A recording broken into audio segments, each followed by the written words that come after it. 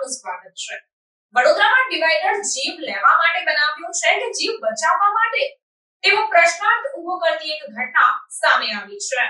વડોદરામાં ડિવાઈડર જીવ લાવવા માટે બનાવ્યો છે કે પછી જીવ બચાવવા માટે, તે સૌથી મોટો પ્રશ્ન છે। 9 મીટરના રોડ પર ડિવાઈડરની જરૂર શું? રોડ પર એન્ટ્રી થતાની સાથે જ રિક્ષા સ્ટેન્ડ છે, અંદરના ભાગે ખાનગી હોસ્પિટલ છે, જ્યાં લોકો પોતાના પરિવારનો જીવ બચાવવા માટે આવે છે। એમ્બ્યુલન્સથી અકસ્માત થશે તો જવાબદાર કોણ? હોસ્પિટલ કે પછી સત્તાધીશો? પાર્કિંગ માટે નથી કોઈ યોગ્ય જગ્યા, અને કોના માધ્યમથી ડિવાઈડર પાસ કરવામાં આવ્યું 9 મીટરના રોડ પર?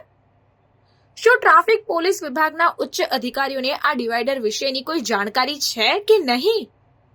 ડેપ્યુટી મેયર ચિરાગ બારોટનું નિવાસ સ્થાન છે 1000 મીટર પર। વોર્ડ નંબર 12 માં આવતો આ વિસ્તાર છે મનીષા ચોકડીથી નજીક, જગદીશ ફરસાણની બાજુમાં। ચોમાસાની ઋતુમાં ડિવાઈડર લોકોના ધ્યાનમાં રહેશે?